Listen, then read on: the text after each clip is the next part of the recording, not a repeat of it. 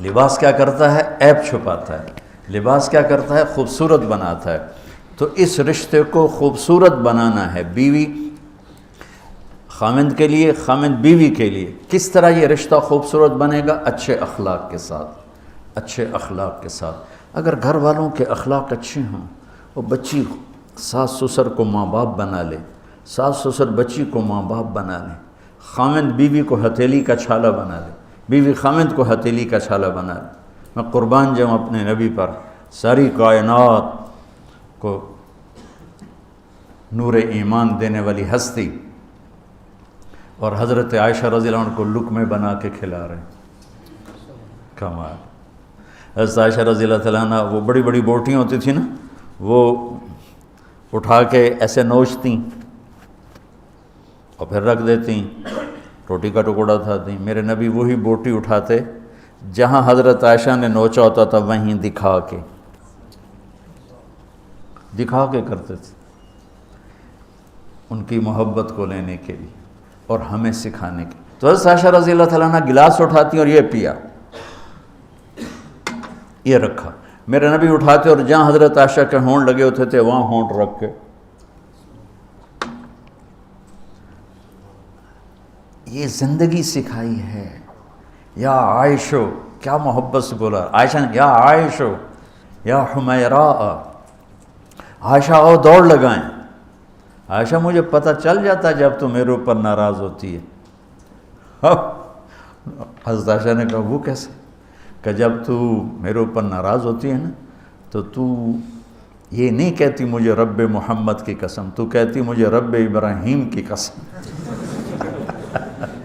جب تو میرے اوپر راضی ہوتی ہے تو کہتی ہے مجھے رب محمد کی قسم، اور جب تو میرے اوپر ناراض ہوتی ہے تو کہتی مجھے رب ابراہیم کی قسم. کہ یا رسول اللہ صلی اللہ علیہ وسلم نام ہی آپ کا نہیں لیتی، میرا تو دل آپ پہ کیا، میری جان قربان ہے آپ پر. عرب کے ماحول میں اظہار عشق عیب تھا بیوی سے. ہاں معشوق سے اظہار عشق ساری شاعری بھری پڑی، لیکن بیوی سے اظہار عشق عیب، موت. اس ماحول میں جس میں بیوی سے اظہار عشق ایک عیب تھا اور معشوق سے اظہار عشق شاعری بھری پڑی ہے، عرب کی شاعری بھری پڑی ہے عشق و معشوقی سے. اس ماحول میں میرے نبی سے ایک شخص کہتا ہے یا رسول اللہ من احب الناس الیک، آپ کو سب سے زیادہ کس سے پیار ہے؟ بھری محفل ہے، مسجد الگ نہیں کہ یوں کر کے پوچھ رہا ہو، بھری محفل میں آپ سب سے زیادہ کس سے پیار کرتے ہیں؟ تو آپ نے زور سے کہا عائشہ سے. اللہ اکبر، اللہ اکبر. ہائے ہائے ہائے ہائے. وہ تو ہل گئے، وہ کہنے لگے، ان کی تو سمجھ میں نہیں آئی بات. تو انہوں نے کہا یا رسول اللہ میرا مطلب ہے مردوں میں آپ کس سے زیادہ پیار کرتے؟ تو آپ کو اندازہ ہو گیا بھائی کیوں یہ پوچھ رہا ہے. اس کو ہضم نہیں ہوا جواب. تو آپ نے کہنا تھا ابو بکر سے. تو آپ نے فرمایا مردوں میں عائشہ کے ابا سے، ابوہا عائشہ کے ابا سے. کیا زندگی سکھائی. ہن لباس لکم وانتم لباس لہن، یہ تمہارا لباس ہیں. تمہیں کتنا ہی غصہ چڑھے لباس تو نہیں پھاڑو گے. تمہیں غصہ چڑھے بیوی کو بے عزت نہ کرو. بیوی کو غصہ چڑھے تو کرتا پھاڑے گی، اپنا دوپٹے کو آگ میں ڈالے گی نہیں، اس کو بچائے گی. صرف پاگل یہ کام کرتا ہے. اسی ایک لفظ لباس کے اندر زندگی گزارنے کا پورا طریقہ موجود ہے. اور اسی کے اندر بیواؤں کی، مطلقہ کی، رنڈوے کی شادی کا اشارہ خوبصورت موجود ہے کہ لباس کے بغیر تو ایک لمحہ انسان نہیں گزار سکتا. تو اس کو رواج دینا یہ ہمارے ذمے ہے، اور اپنے نبی کی معاشرت کو بتانا یہ ہمارے ذمے ہے. ہم تو ان مسائل میں پڑ گئے جن کا نہ جنت سے تعلق ہے نہ جہنم سے تعلق ہے. الٹا وہ مسائل جس میں زیادہ اختلاف ہے اس میں زیادہ بولنا، زیادہ تقریریں کرنا، اس چیز نے ہمیں اپنی منزل سے بہت دور کر دیا. ہم کھو گئے ہیں، کہیں اور چلے گئے ہیں.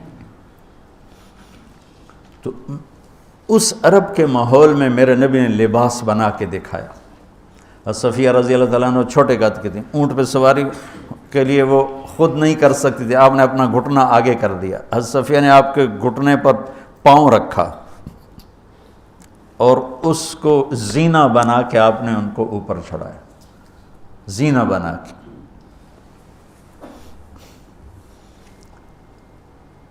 جہاد کے سفر سے واپسی ہو رہی ہے, سب صحابہ سے کہا آگے نکل جاؤ, سب آگے نکل گئے, اتنا نکلے کہ غائب ہو گئے, نظر نہیں آ رہے. تو آپ نے کہا عائشہ دوڑ لگائیں, اللہ عائشہ دوڑ لگائیں. ہم نے کہا جی لگائیں.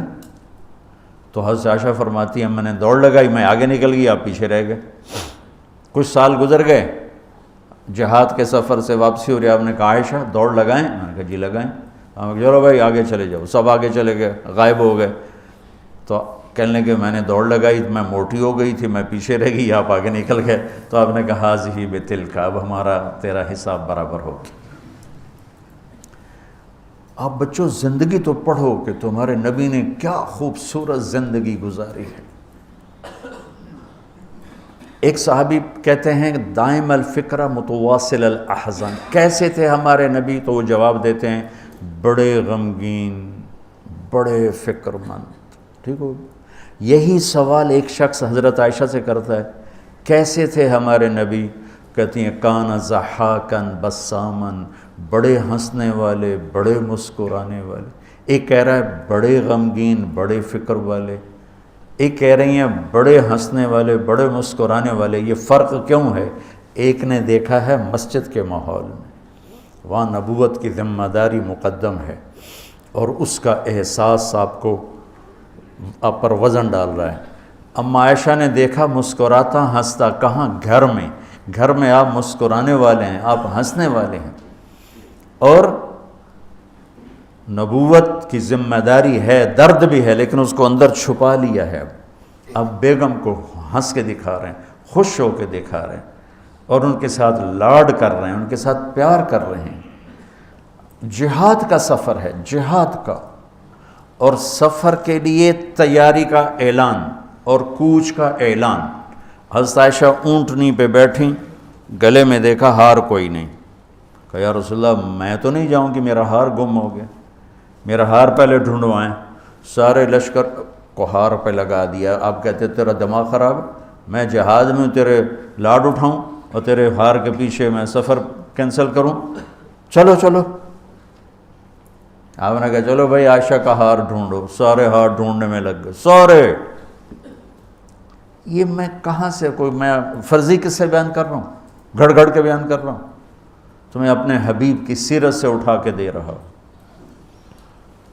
کوئی آپ کسی سیر پہ نہیں نکلے تھے کہ کوئی بات نہیں سفر کینسل کرو. جہاد کا سفر ہے اور آپ کہہ رہے ہیں عائشہ کا ہار ڈھونڈو. آپ دیکھ رہے تھے کہ آگے عورتوں کے ساتھ کتنے کتنے ظلم ہوں گے. تم کو بھی سنو ان کی چیخیں اور آہیں جو میں سنتا ہوں, تمہارے کلیجے پھٹ جائیں کہ کس قدر ظلم ہے. اور تمہیں عجیب بات بتاؤں, یورپ میں نظر آتا ہے عورت بڑی آزاد ہے, یورپ کی عورت پر یہاں سے بھی زیادہ ظلم ہوتا. دیکھنے میں وہ آزاد نظر آتی, لیکن اوف اللہ اللہ.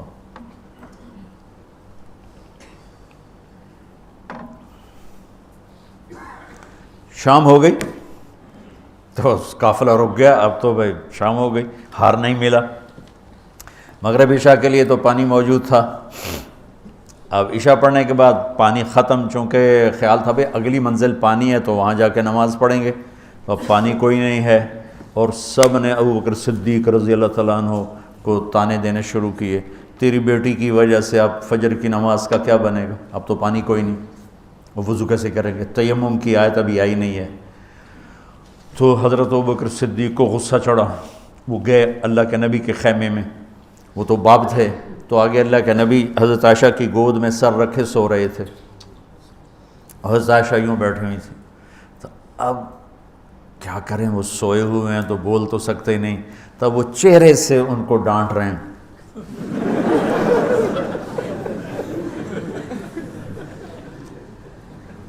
اور آگے بڑھ کے انگلی یہاں ماریں, ٹک یوں، وہ کہتی میں ایسے ہو گئی تاکہ انگلی کے درد سے میں یوں نہ ہوں کہیں اللہ کے نبی جاگ نہ پڑیں، تو ٹک ٹک ٹک ٹک، تیری وجہ سے آج سارے صحابہ تکلیف میں اور پانی کوئی نہیں ہے، گویا چہرے سے سارا کچھ کہہ رہے ہیں، یوں کر رہے ہیں، چہرے سے سارا کچھ بتا رہے ہیں، اور غصے میں باہر آ گئے۔ اللہ کے نبی کی آنکھ کھلی، پتہ چلا پانی کوئی نہیں، نماز کا ٹائم ہے۔ اللہ نے کہا چلو فتیمموا صعیدا طیبا، چلو بھائی مٹی سے تیمم کرو، ہم نے تمہیں پانی سے بھی بے نیاز کر دیا۔ تو پھر سعد بن عبادہ کہنے لگے ابو بکر تیرے گھرانے کی یہ پہلی برکت تھوڑی ہے، اور بھی بڑی برکتیں پہلے ملی ہیں، پہلے سب ناراض ہو رہے تھے، پھر سارے خوش ہو گئے کہ یہ کیا مل گیا، اللہ نے ہمیں تیمم دے، کسی امت کو تیمم نہیں